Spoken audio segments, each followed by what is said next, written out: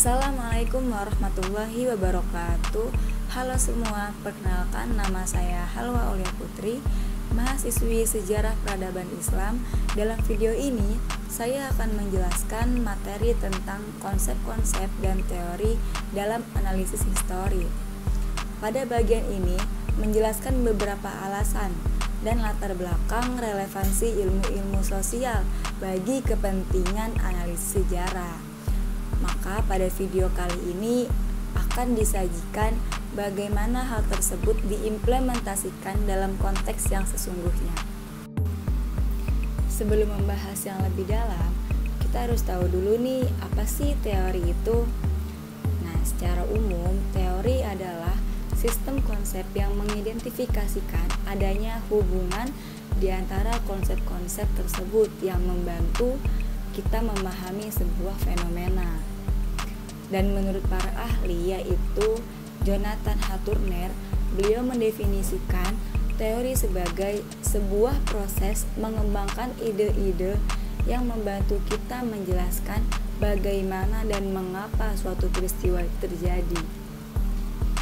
Dan menurut Kornblum, teori merupakan sekumpulan konsep yang mencoba untuk mencari jalan keluar terhadap tema atau kejadian yang sedang mereka amati dengan cara mengidentifikasi atau mencari pembeda atau faktor yang mempengaruhi sebab dan akibatnya.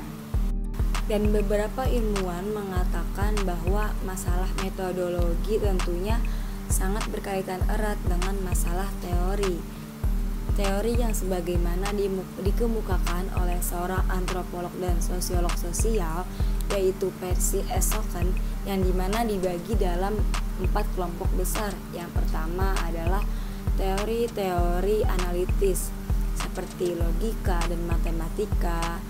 Yang kedua ada teori-teori normatif seperti etika dan estetika. Yang ketiga ada teori-teori saintifik, dan yang keempat ada teori-teori metafisis. Nah, beliau mengatakan bahwa teori saintifik ini memiliki ciri khas universal karena teori saintifik ini menjelaskan tentang faktor-faktor yang memunculkan fenomena. Jadi, teori saintifik ini punya ciri khasnya sendiri, Nah, setelah tadi kita sudah mengetahui tentang teori, sekarang kita akan beralih kepada fungsi teori.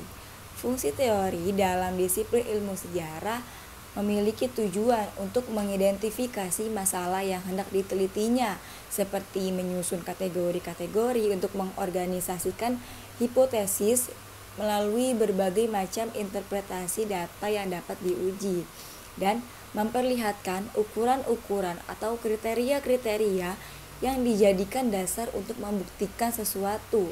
Dan teori ini juga membekali dan memberikan pemahaman kepada peneliti dan ilmuwan dengan sejumlah bahan analitik yang dapat diajukan terhadap fenomena yang ditelitinya. Tadi kan kita sudah membahas tentang teori, fungsi teori gitu. Dan ternyata ada hal-hal yang harus kita ketahui selain teori dalam penulisan sejarah, yaitu ada metodologi dan pendekatan. Nah, seperti yang tadi sudah dibicarain bahwa masalah metodologi ini sangat berkaitan erat dengan masalah teori. Metode ini sering disebut sebagai ilmu yang mengkaji tentang metode.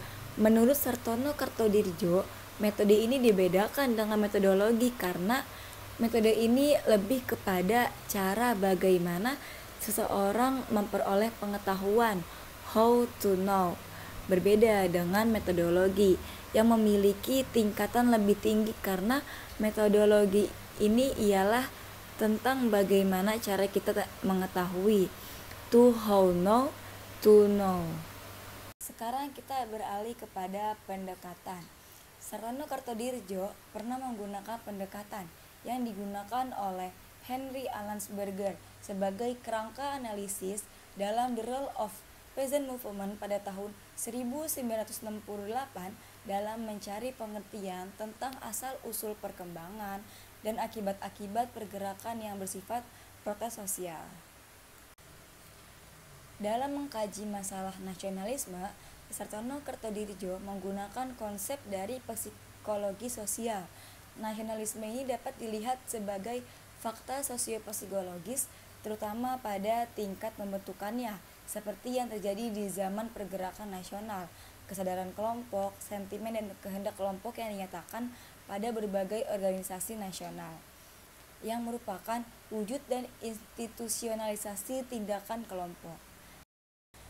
Dan dalam pengamatannya, Sartono Kertodirijo ini memiliki 3 aspek yang dapat dibedakan, yaitu aspek kognitif tentang menilai dan menimbang, aspek orientasi tentang nilai dan tujuan, dan yang terakhir adalah aspek afektif tentang kesadaran.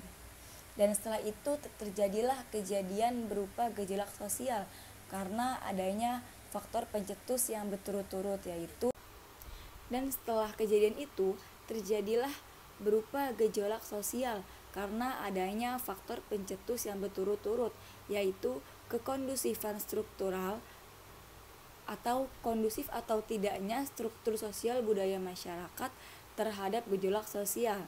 Yang kedua, ketegangan struktural yang timbul berupa ancaman dan deprivasi ekonomi. Yang ketiga, penyebaran keyakinan yang dianut oleh the spirit of generalized belief.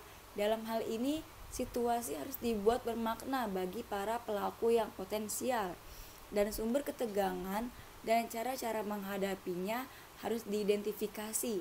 Yang keempat, faktor-faktor dan pencetus ide, the precipitating factor, berupa sesuatu yang dramatik.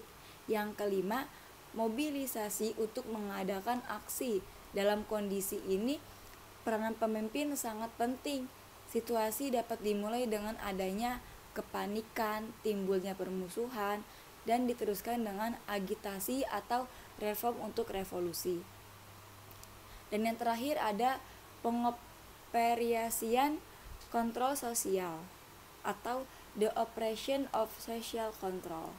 Cukup sekian pemaparan materi dari saya. Mohon maaf bila ada kekurangan. Semoga dengan video ini bisa bermanfaat bagi yang nonton dan bagi kita semua.